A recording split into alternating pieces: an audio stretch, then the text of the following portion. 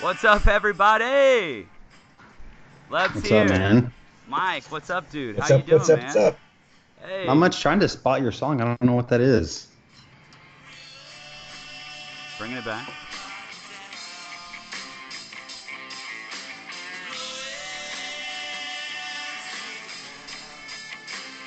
What does it sound like? Oh my God. What? Was that you? That is me. I'm Oh sorry. my God. Shameless plug. Shameless. Absolutely shameless. That was my band, South State. There you go. Shameless plug. Everybody, we are back. Season 3, Episode 1. Mike and Lebs Talk Football. Welcome back to the show. We have an incredible panel of guests with us here tonight. I'm so excited to have all of our heavy hitters from the last few seasons here with us. We are going to be discussing the top 6 tonight in the Premier League and in the Champions League. We'll talk a little bit about that as well. So, let me introduce everybody. Back with you, as always, co-founder of this show, Michael Flowers. Michael, what is up, my brother? Not much, man. I'm glad we're doing this again. I didn't. Things came up with the baby and everything, but getting ready for a new season. Ready to talk a little bit about Champions League and the winner of the Champions League. Important things. Yeah. We will, I'm sure, talk about that more than I want to. Moving on, Scott Enzer, all the way from Memphis, Tennessee. Scott, how are you, my man? What's up? Doing great. Doing great. 2 more weeks. We are getting so close. I cannot wait. Nate Detterman, Liverpool fan extraordinaire. Nate, how did you celebrate the Champions League final victory? Well, so the Champions League final for me was brought to you by Raising Cane's Chicken, because I went and bought a ton of Raising Cane's Chicken, like, for myself, and then I decided to invite some friends over There you go. for the tailgate size. So I had to share them. But no, it was great. I had chicken fingers galore and just glory, So we'll talk more about it, but it was good. Could have been better, but the chicken was great, and so was the championship. Glory and chicken fingers. What else could anyone want?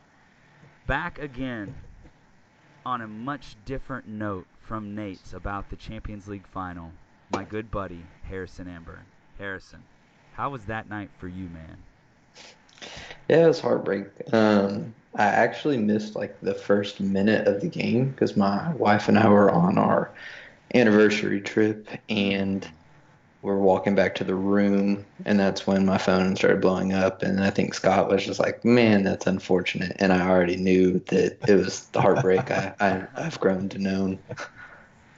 So I just wonder how it would have turned out without the PK that early. Yeah. You already understand the woe of a Spurs fan, my friend. Get used to it. You must enjoy it. You weird person for being a Spurs fan.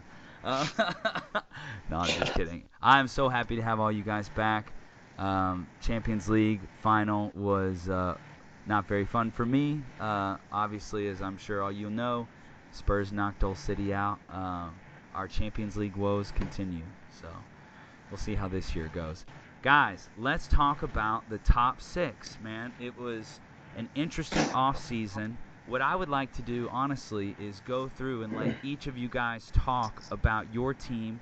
Give us like a quick preview of kind of what the offseason has been like for your team and kind of the status of the team going into the new season. And then any, big-time acquisitions and transfers that you think are noteworthy.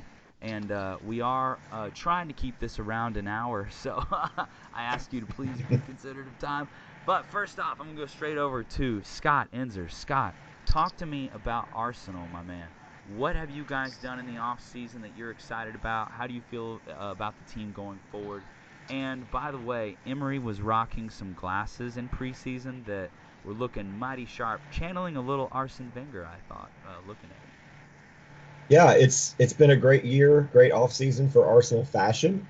The The new kits are rocking. The Adidas, I'm liking it. The classic yellow away looks good. No, in all seriousness, the loss in the Europa League finals, a heartbreak. We needed that for the funds.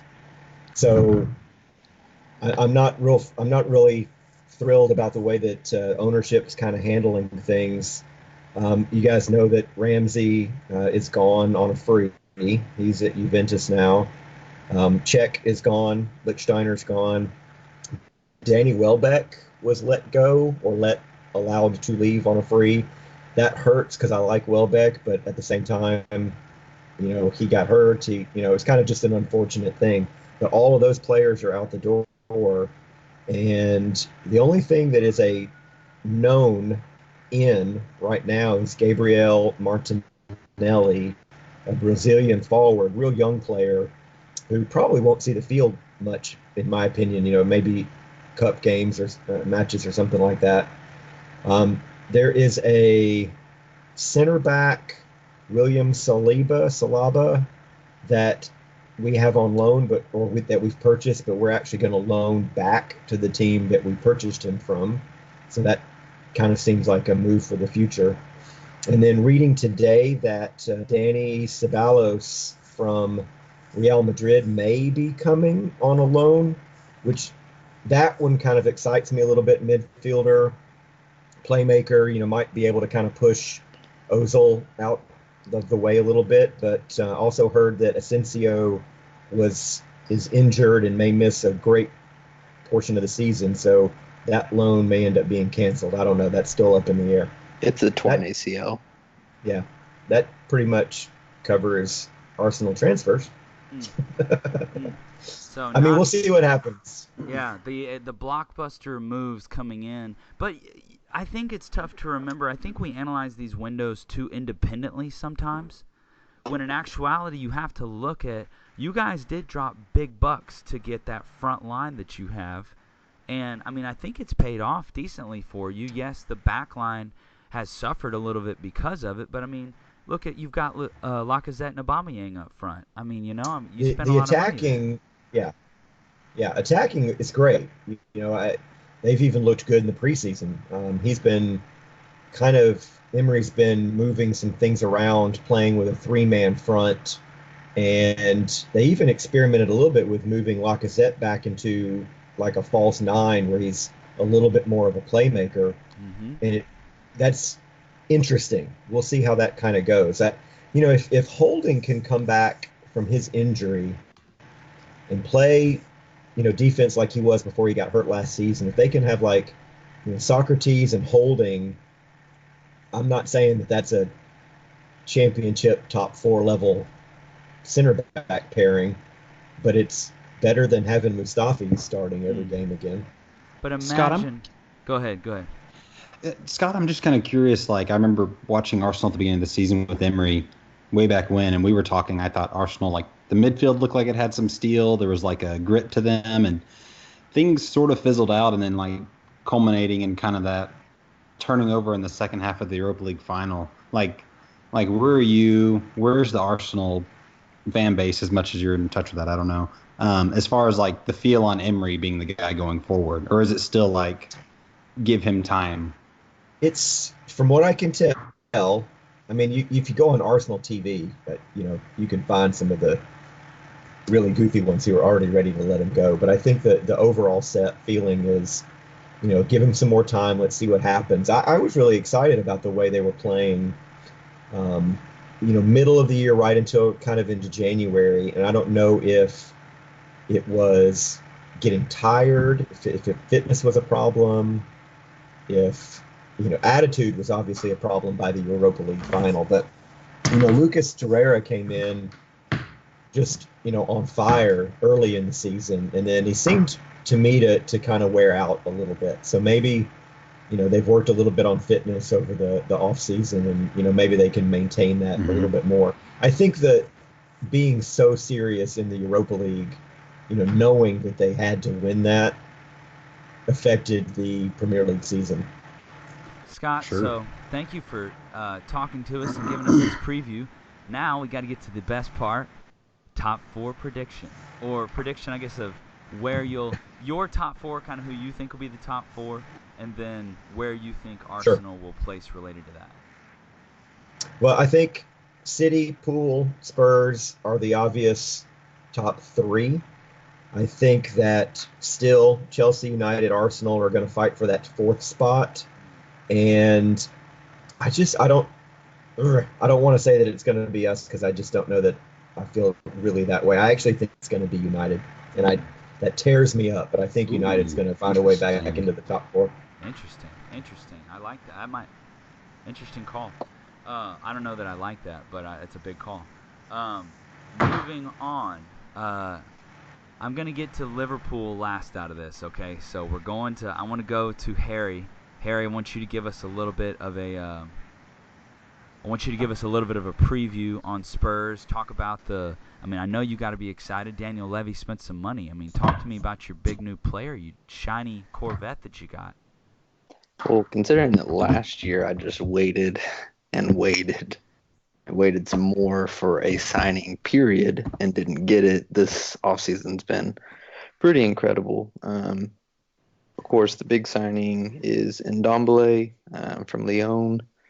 Um, he he's a tank. I mean, he's the Musa Dembele replacement that we never really replaced. He's Somebody an that NFL linebacker. yeah, he's a big guy. He's a box to box guy that's really creative with the passing in the final third, which I think is a little bit of what we've been missing. You saw a flash of it in, it's a friendly, but still saw a flash of it with the pass he made across the box, across the back line, hit Lucas Moura, cutting in front of De Ligt against Juventus on Sunday. I'm pumped for him, man. I think he can do a lot. Real physical, really good skill.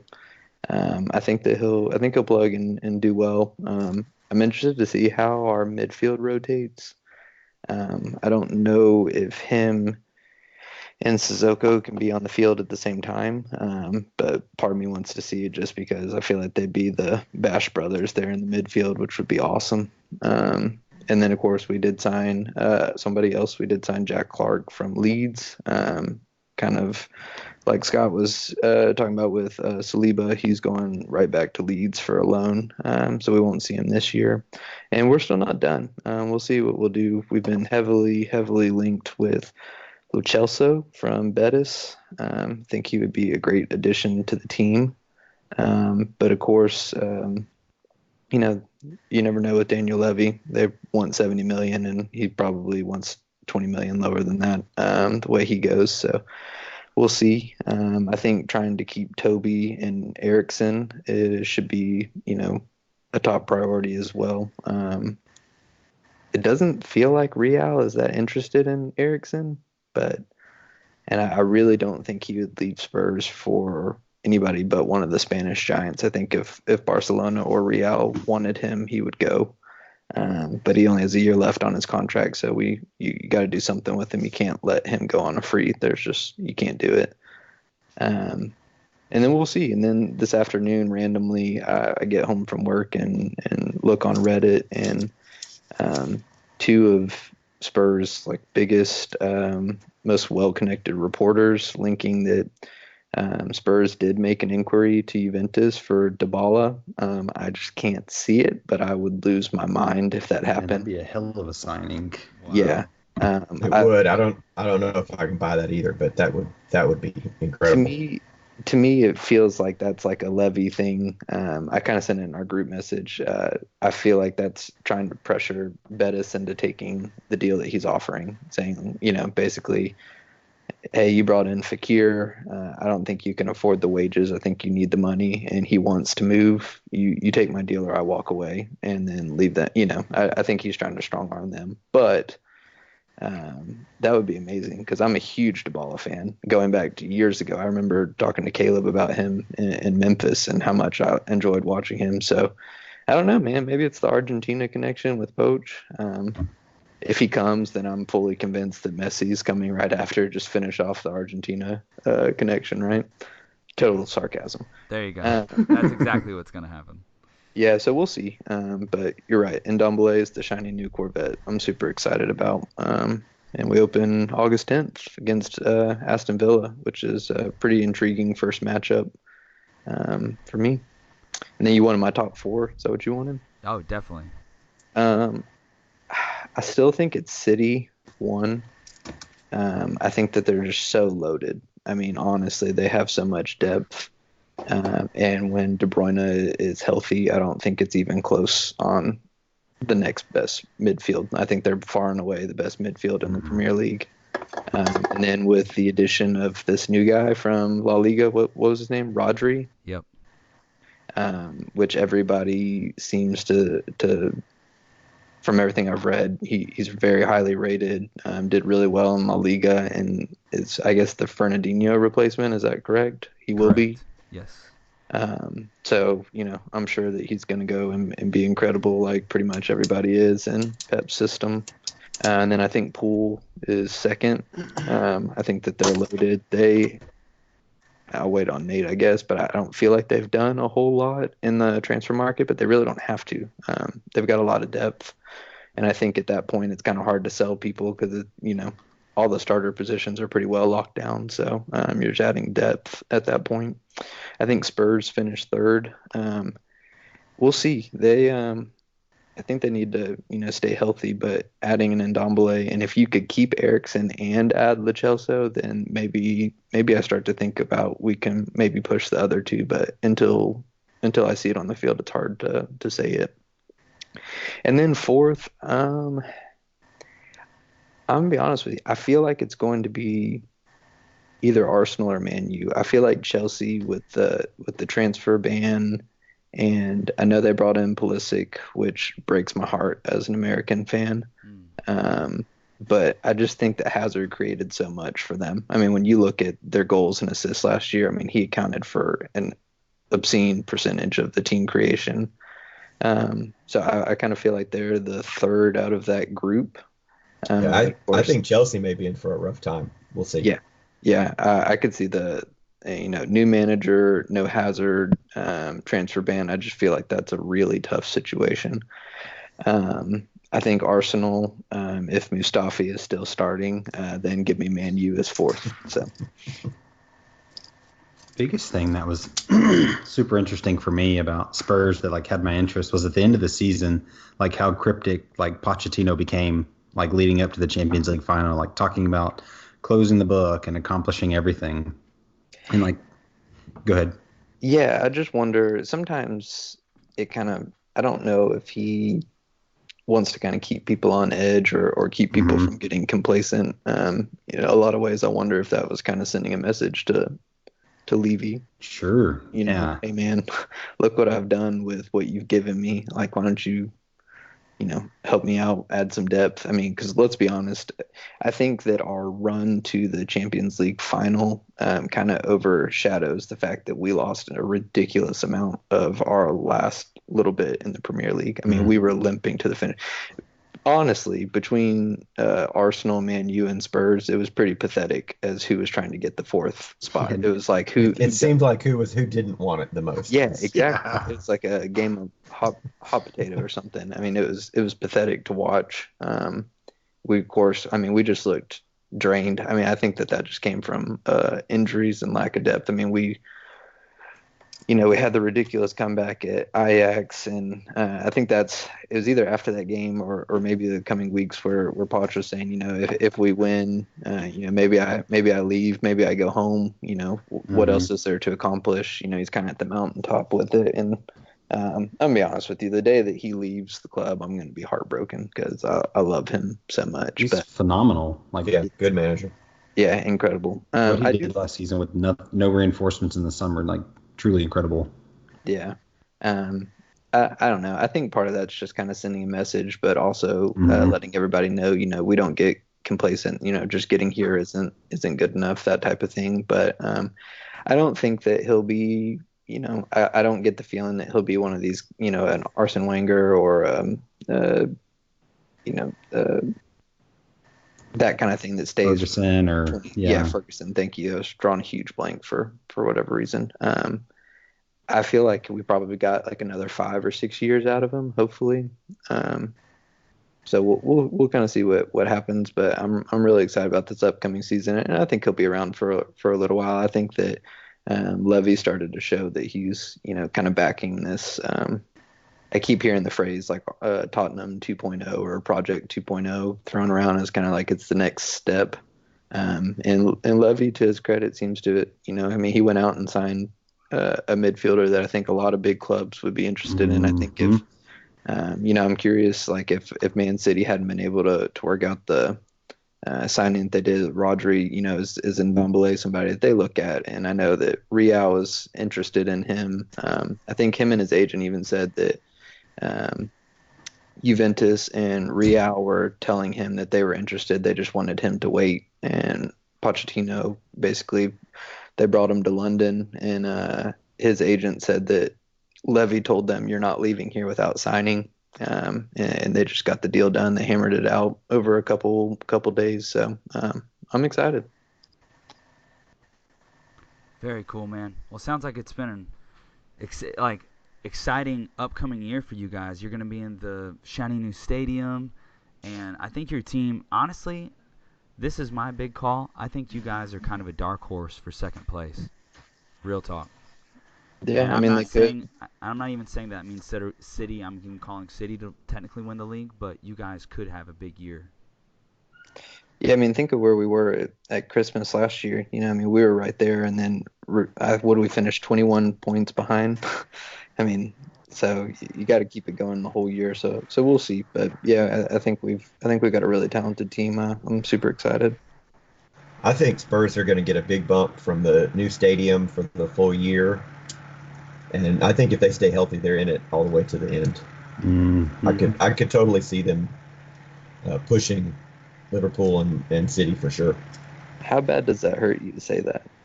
It hurts a lot. It hurts a lot. Can you imagine North London if Spurs actually won the league? And oh my God. Oh no. I mean, that's part of the reason why. I mean, obviously, I wanted us to win Champions League just as a fan, but just the reaction if we won that, I feel like Arsenal fans would be just dying. It'd be terrible for them. It would be the worst thing ever. Okay. I don't It's know. time. Winning the Champions League last year would have been the worst thing ever, but that'll be really good. That'll be really bad. Let's talk about the Champions League. Michael Flowers.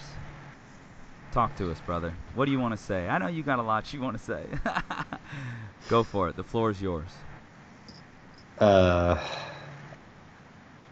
Still kind of surreal. Totally agree though. Like as far as like the actual match, the handball in the end, like that kind of killed the match. Like this old Liverpool that was gonna, play door open, running full blast. Like the team has matured so much, and you could see that last year. And like they just basically said we're gonna kill the game. And the second goal just came, Spurs just trying to get the equalizer. I don't know, man. I'm just like trying to drink in this as much as I can right now. Incredible manager, incredible players. Like teams don't often get windows that are just amazing as this. And I don't know. I don't. As far as like the league and everything, I could see Liverpool getting second. I don't think they'll push City as close as they did because it just took like a phenomenal season to play like that. I don't know. Nate, how are you feeling about the final? What are your thoughts? So, I just like the fact that we finished. I think that was such a huge thing, especially coming up short in the Prem. I think it just was really good for our team to feel like they actually did it. Ecstatic for Klopp. Klopp has that big monkey on his shoulder saying you can't win the title. You're a good manager. Everyone loves you, but you can't win the title. So I think it was awesome to see that they could win the title. But I mean, yeah, the game left much to be desired, for sure. But other than that, I would say just the fact that we could finish a game was pretty impressive, and I really enjoyed that. The fact that we could sit back and defend and win a game, and that was how we won the Champions League final. I think it's extremely ironic, but it shows the whole reason why we were very successful. And that's because we got the best goalkeeper in the world, and we got an incredible back four. So, Yeah, it's hard to get 3 Golden Gloves in everything you do. So I'm Oh just my saying, god. Starting goalkeeper for Brazil, you know, yeah, like the backup's pretty good too. I don't remember who he plays for, but Oh the thing I will say about the Champions League final, like it was such a tricky one for Poch as far as like your best player, obviously Harry Kane, but like how fit is he? And like you can't be match fit if you haven't been playing, and you right. have to start him. And when do you yank him? Like I just like that was tricky in itself. And In I retrospect, should they have maybe held him off until 60th minute and let him finish the game instead of start the game? I mean, if he scores in the first 5 minutes, no. I mean, I think that's the hard part. Is I think they were doomed if they did and doomed if they didn't. Because Yeah. how many people come out and say, "Oh, we didn't score for 50 minutes and you left our best player on the bench." I see why they did both Yeah. ways. It's just hard. It was just tough not seeing Lucas start. He didn't start, right? Lucas Moura didn't start that match, did he? No. So that's like the dude was just like absolutely on fire going into that. And I don't know how Ali played leading up to it. I don't watch Spurs enough, admittingly. But like he was just kind of a passenger in that game. And I was just thinking about Lucas Moura and how influential he had been. Yeah, I mean, Lucas obviously after the Ajax game, I mean that was insane. Second half hat trick, all with his weak foot. Of course, the like literally the last few seconds of the game is what 90 plus 5, and he scored like right at time. I mean, it was incredible. Yeah. I think Nate kind of alluded to Poch was kind of between a rock and a hard place there because Kane hadn't played in forever, but I mean, you're talking about a guy that's won the Golden Boot in the league. He's the Spurs best overall player. It's tough to leave him on the bench, even if it's been a month and a half since he's gotten game time. Obviously, he should have just taken a shot from halfway. Yeah. Obviously, Yeah, right? right. He's proved it. Which isn't Juventus's keeper? Isn't he an old Arsenal player? Chesney? Yes. Oh yeah. Yeah. Chesney. Yeah. Yeah. Absolutely. So made it a little sweeter and even better that Man, the Rabiot. storylines are everywhere. I know, right? With That Rabiot was it. saying he was too big for Tottenham, and then he's the one that gave the ball away to lead to the ridiculous shot. I mean, it was awesome. Um, but going back to the Champions League final, I just I don't know. I was kind of in the group of let Moore play, bring Kane on in the 60th minute, hopefully when some of Liverpool's defenders are a little bit more tired, and just have him give all he can for 35 minutes. But hindsight's 2020. I think the game would have and could have played out a whole lot different had the handball not been given that early. Because I think, yeah, like Mike was saying, it changed the whole dynamic. Liverpool just sat back with Van Dijk and all his glory, just saying, "Come at me." So I'm curious. I forgot to ask you this. Nate, how's it feel to? Sorry, No, Nate. you're How's good, it man. feel Go to ahead. have Klopp show so much growth as a manager to be able to sit back like that? Because 3 years ago he wouldn't have done that. No way. I just think it's crazy because I just never thought Liverpool would have a good defense. I don't know.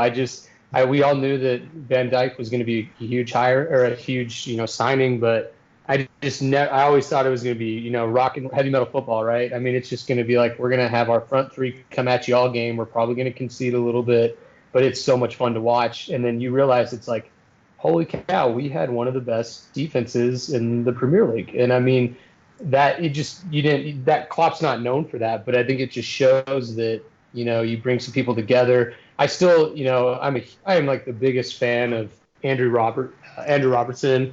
I think he's incredible. I mean, talk about a dark horse signee from Hull. He comes in and arguably is one of the best in the league, if not the world. It just random.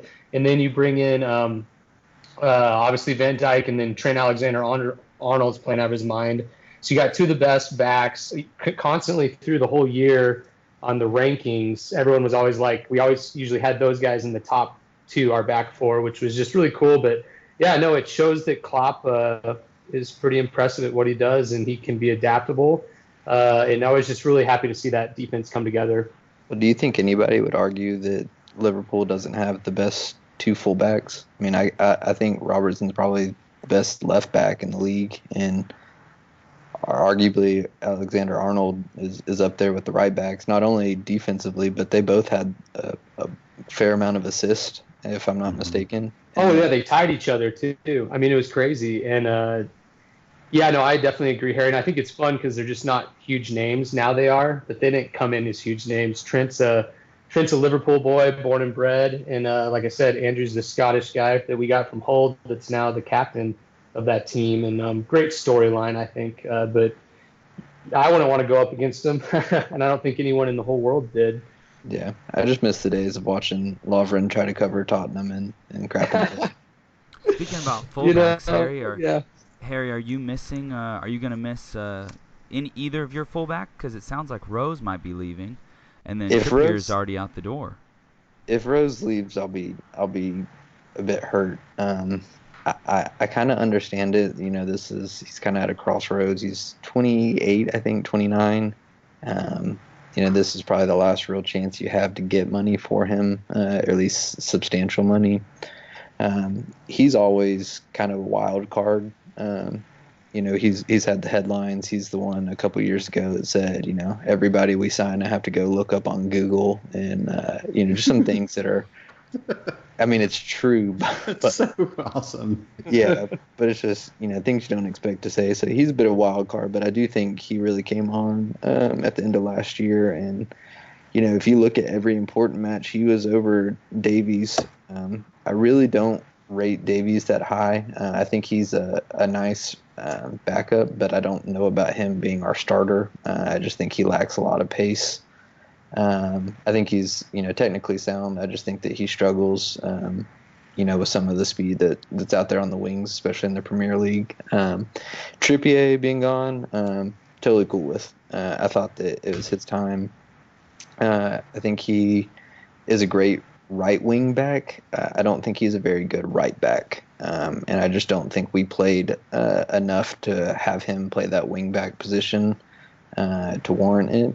It's a little concerning that we don't seem to really be linked with anybody to come in and try to take that role. So I guess we're going to roll with Aurier, who's made of glass, apparently. I feel like he's always hurt. And then Kyle Walker-Peters, who looked okay in the friendly last Sunday. But, you know, he's had his moments. I don't know if any of you all watched the Barcelona game in the Champions League last year, where Dembele just absolutely destroyed him. So, I think he's still really young. I mean, he's really not that young. He's like 22. But in terms of experience, I think he's still young. But we'll see.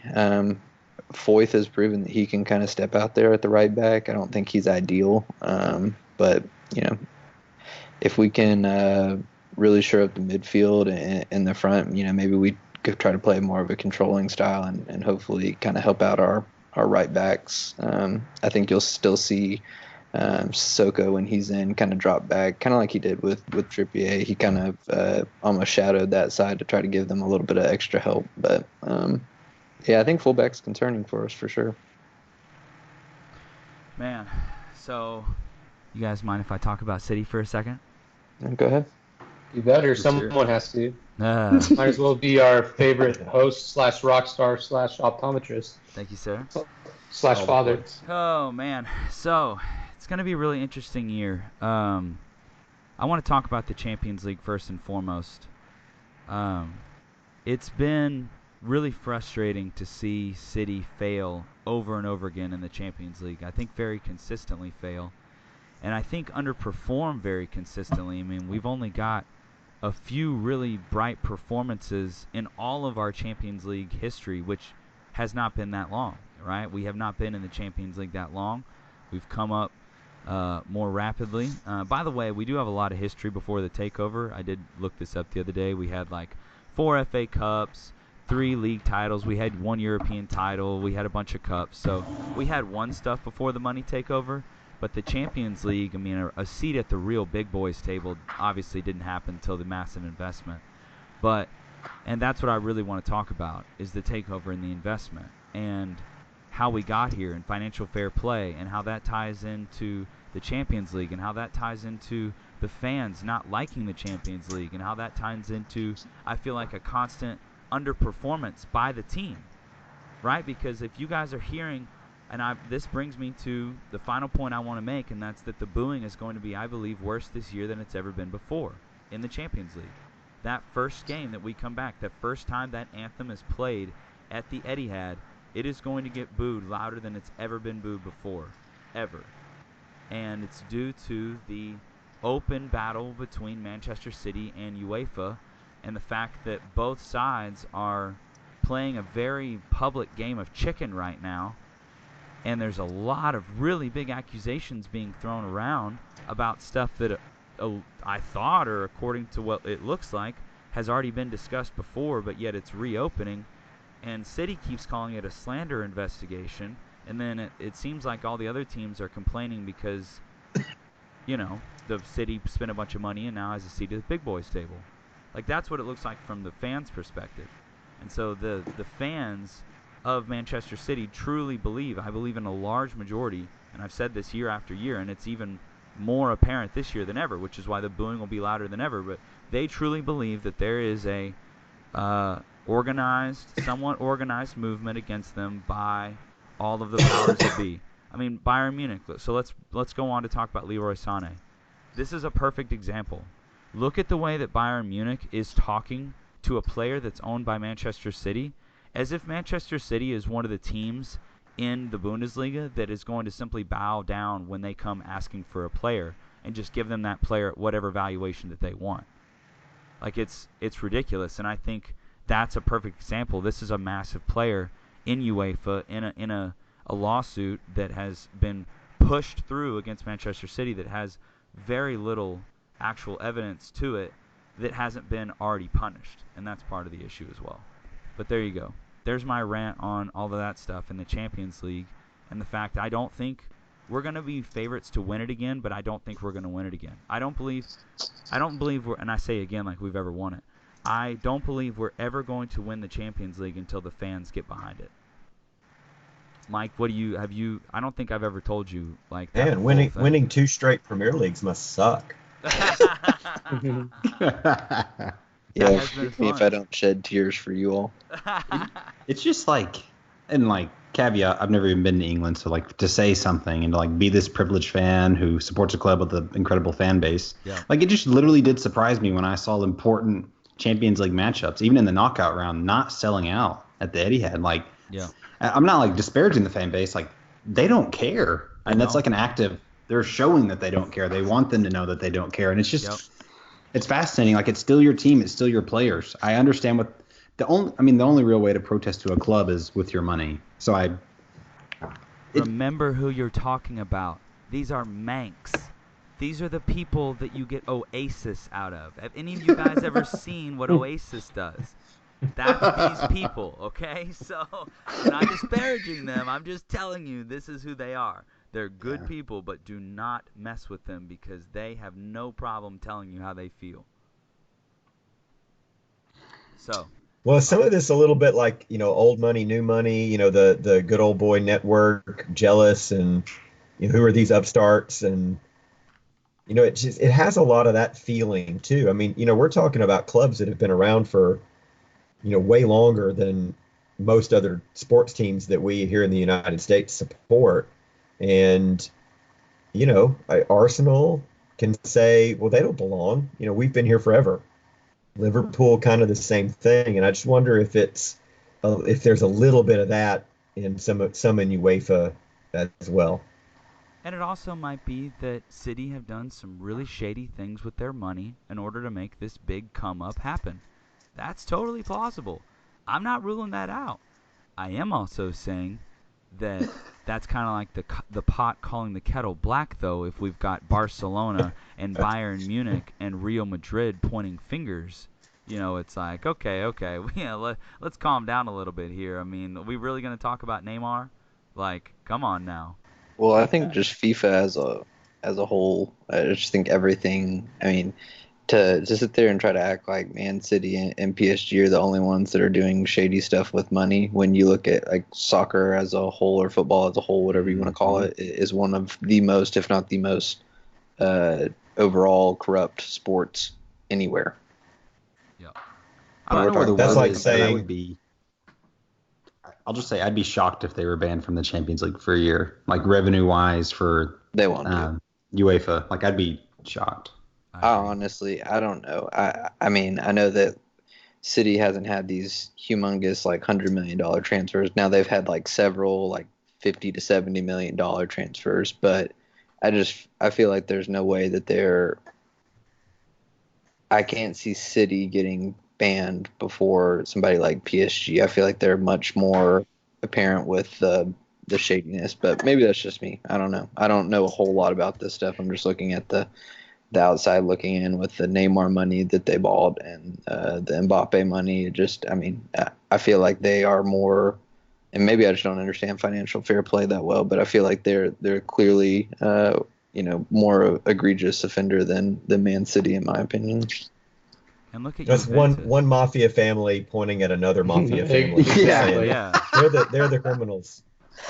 Absolutely. Yeah, there's a lot of people that have to be on that table if you're going to do it. I mean, hell, Barcelona signs people every year for a lot of money, and they sell people for a lot of money too. But it's not just City. I think it's exactly what Scott was saying. There's a lot of, oh, who the hell is this new guy that's got all this money and he's buying a lot of people, but who are they? I think there's a lot of it going on. For sure. I didn't mean to make this a huge financial fair play discussion, but my Champions League, I mean, I really think that the consistent poor performance of the team kind of has to do with the backing of the fans. That was the main thing, and then I kind of wanted to talk about why they felt that way. So, Real quick, Caleb, yeah. I just want to check how much of the correlation do you think it is Pep's struggles in the Champions League? Do you think it's correlated at all? It's got to be, right? Because there's also It's gotta that. be in the I mean, mix. you can throw the finance out of it, you can throw the support out of it. That doesn't help. So I just think that's interesting too. But it's I same don't know. thing. I Kind of like think Pep wants to win the Champions League so bad that he's almost over managing a little bit though Yeah. too. Yeah, I Like, agree. he's incredibly cerebral, and I think he gets in his own head a little bit. It's like you guys answering a question on a test and you overthink it, and so you end up putting the wrong answer. I think Pep does that a lot in the Champions League. I did never that a done lot. that Never before. done that. I've never done that. I did that a lot, especially on Scott's first test. But For the backstory, Scott was our professor and teacher. Now he's our colleague, but yeah, it's awesome. well, I think Scott's right. I mean, you think you look at the Spurs City matchup, that first leg, when I mean, honestly, it felt like Pep was just like, okay, let's go and get a draw, and then we're going to get them at home. We just don't like with De Bruyne not starting and stuff. I remember thinking, I was like, that's kind of odd. It felt like that they were, he's trying to manage, keeping ahead of Poole in the league, and what can I do, and try to maybe overthink things. In that just particular situation, it seemed like he overthought it and was trying to outsmart himself for what he needed for the second leg instead of just, fielding and doing what City does. I totally agree. After all a that, deal. Caleb, what's your prediction? I think we probably Champions again. I think there's no reason why we can't win the league again. The team is actually probably better this year than it was last year. No joke. Like, just looking at it on paper with the personnel, it honestly looks better and more prepared to do it all again. So I think it's going to be a crazy year. I think honestly, winning every single domestic trophy last year was insane, and I don't think that can be repeated. I think I think it will be repeated eventually, but I don't think it will be repeated this year because it is so difficult, and you have to put so much player time and energy into it, and you have to get very lucky. I mean, look that we honestly should have gone out of the FA Cup against Swansea. We had at least one, if not two, that were absolutely offsides goals given in our favor in order for us to come back and win that game. So I don't think the domestic treble will be repeated. I think we'll make a run at it.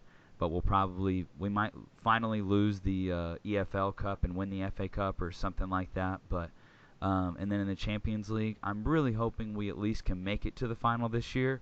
I would really like to do that. I don't know if I can call that because it would be such a big step up for us to make the final. So my honest thought is that we'll probably make it to the just one step further than we did this year. So we went out in the quarter this year, so make it to the semi next year would be my honest prediction. I just don't think we're there in the Champions League yet. But I'm excited, boys. I'm really excited. I'm excited. We're getting really close to being at an hour, so I want to kind of wrap this up. Before we go, though, my top 4 prediction would be if I was pushed City Spurs Liverpool. Yes, I'm calling that, by the way. City Spurs Liverpool. And the reason why I'm calling that is because I think this is the year that injuries finally get Liverpool. And one Virgil van Dijk injury, and this guy has a long injury history previously at Southampton. We are one Van Dijk injury away from Liverpool being in a very bad situation defensively. And so I think Spurs are a dark horse team. It's a combo. It's not that I think Liverpool are going to be that bad. It's that I think Spurs are going to make a push for the title this year. And so if I was going with a huge call, I would call Spurs to win the league, which I think would be insane. But it might be their year. I've got something about Spurs in my gut this year. But and then I think United will probably get 4th. I think Ollie gets fired, by the way, this year. I don't know. He might make it to Christmas, but he's going to get fired this year. He's going to get sacked. So I don't think they'll make the top 4. You don't think United will? You think it's going to be Lampard having a huge first season at Chelsea, or you think it's Emery getting Arsenal going? Yeah, I think that's like the best of the give me the rest your top there. 4. It's City, Liverpool. Liverpool, we're talking like 8-10 points back. I don't think it'll be. I think, like you said, City were phenomenal, reinforced. Then Liverpool and Spurs, I think they'll be similar. I totally agree. Plausible Spurs second, and then I think it'll be Arsenal. I just like Manchester United the way they finished. I don't think Ole tactically knows, and I don't think they'll be able to recover from what happens in the beginning of the season to finish top 4. But they do have a good team on paper. So none That's of my us. favorite answer. You can tell that we don't, Scott. You can tell that we don't have any Chelsea fans in the group. But what if Chelsea are a kind of a sleeper and end up in the top 4 with maybe like a late run or something? I mean, I think Lampard's going to get these kids firing. I'm not joking. I love Lampard. Yeah. I do too. I have hopes. This could be a Chelsea team I actually like to watch play. Like that's what I'm looking for. That's what I thought Sarri was going to be, and boy, it didn't turn into that at all. Chelsea's got a history of having a poison locker room. Yeah. And maybe some of those players are out now. I think that Hazard was part of that problem. Yeah. We'll see. I think Pulisic's going to be fun in the Premier League, but I don't know if they've got enough. I don't know. We'll see. I think the key is going to be who the heck replaces Hazard, kind of like what Harry was saying. Who's going to step up? I mean, they got to find production from somewhere else. And hopefully Lampard can get them squared away, but there's just a lot they're facing. But who knows? I mean, hell, we talk about this every time. It's Liverpool, Chelsea, Tottenham, Arsenal, City, and United. So we're going to shuffle the deck, see what happens. I mean, anything can happen, but there's some key. Wolves could make another move. I mean, man, Wolves is a fun phenomenal team. Wolves is my hot pick, but I haven't gotten yet. So they're not in the top 4 though. Mike, did you finish with yours? So you said City, Liverpool, Spurs, and then Arsenal with Man United and Chelsea not in your top 4? Right, yeah, and I think Chelsea will be like 5th or 6th. The only thing I'll say about Liverpool's transfer business, done very little. They don't intend to spend a lot, as been said several times. They want to be in the conversation for the next, like Mbappe. I just remember reading an interview like that.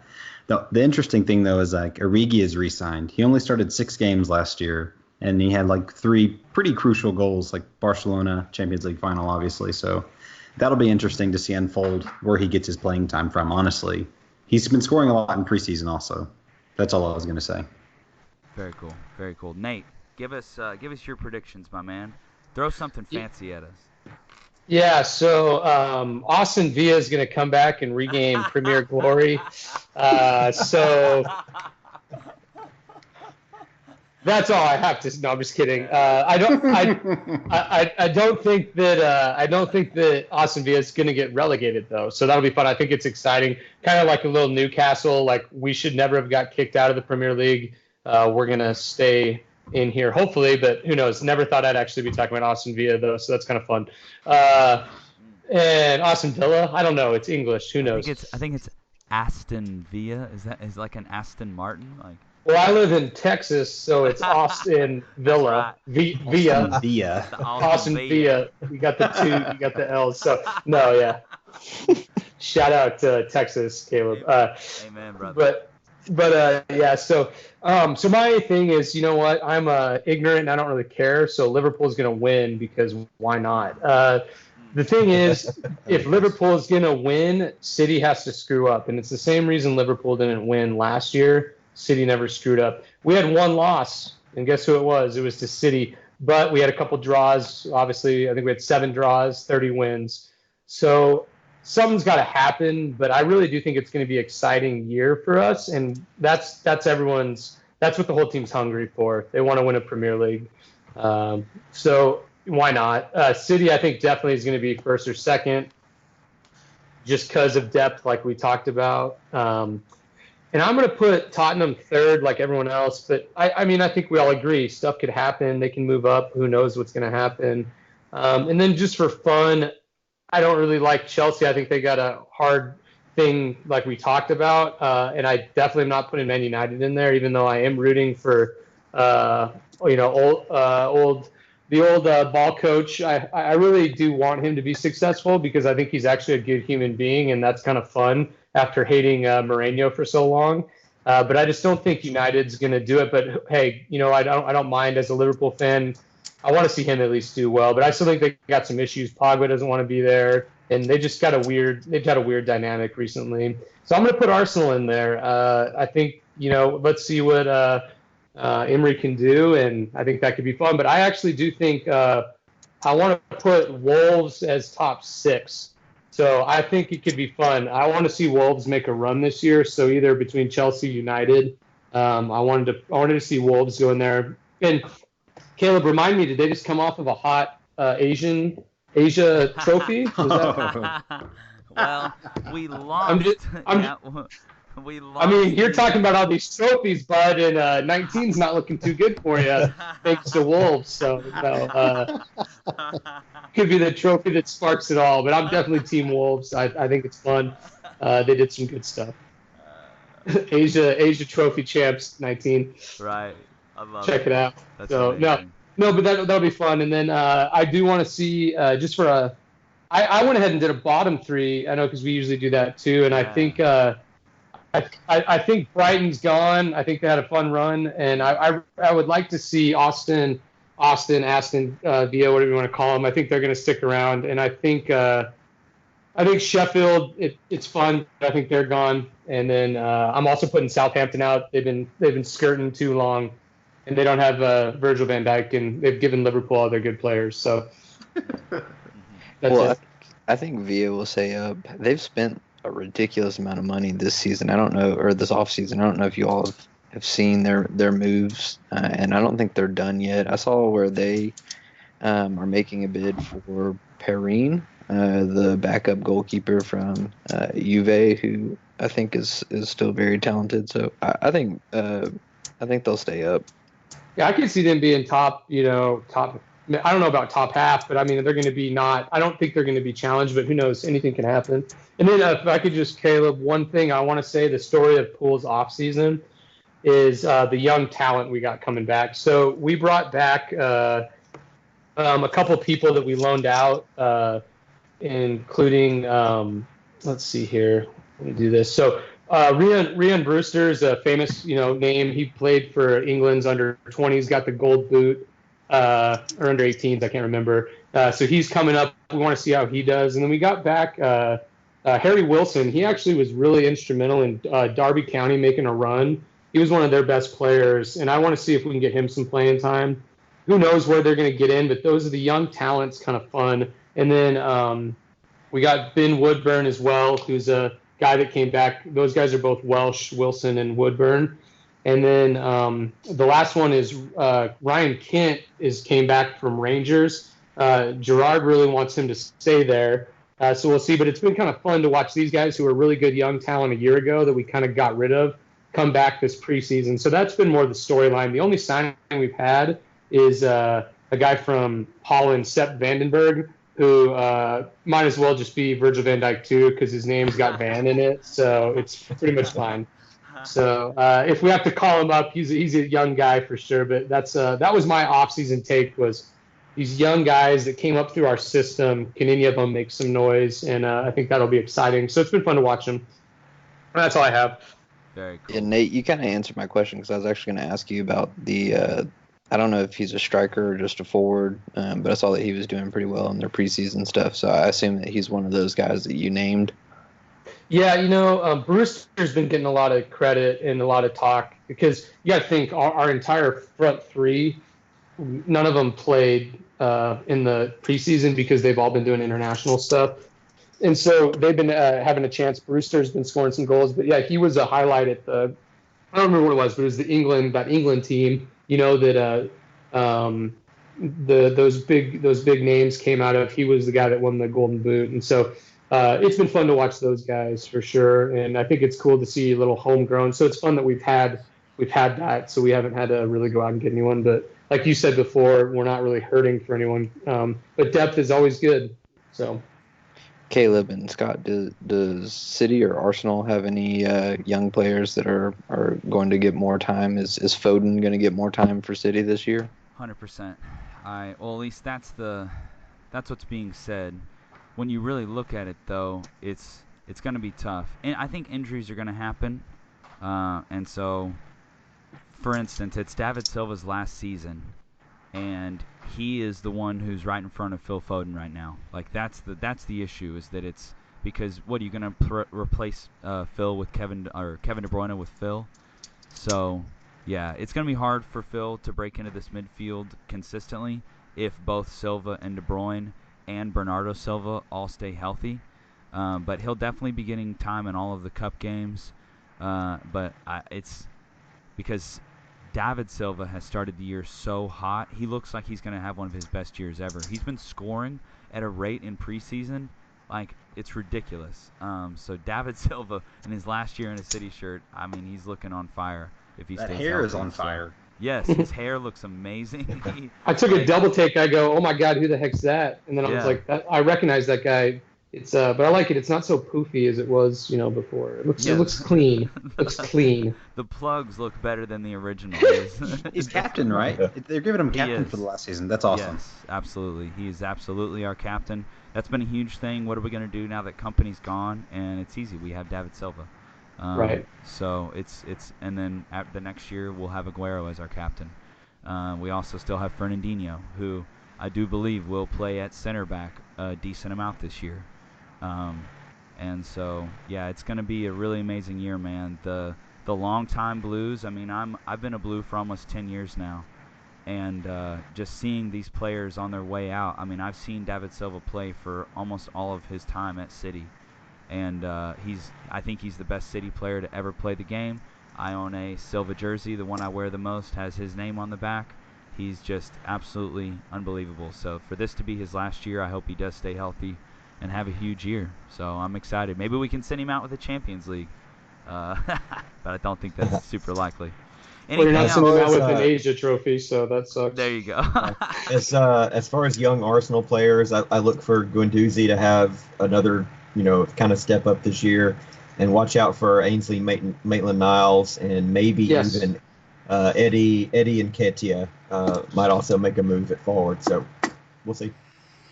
I think for Spurs young players, I think Troy Parrott showed really well on Sunday, and it'll be interesting to see if he is now going to be Kane's backup, because Llorente is gone.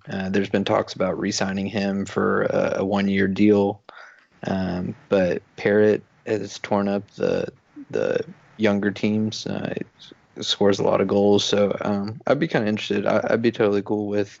I think Llorente played an integral part for that Champions League run with his hold-up play and the big body. Elbow goals. Yeah, goals that probably should have been disallowed, but whatever. That's right.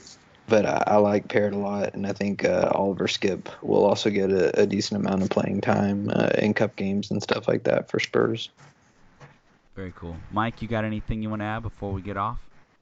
No, I'm good to go. Thank you guys for all of us getting together like this. This is awesome.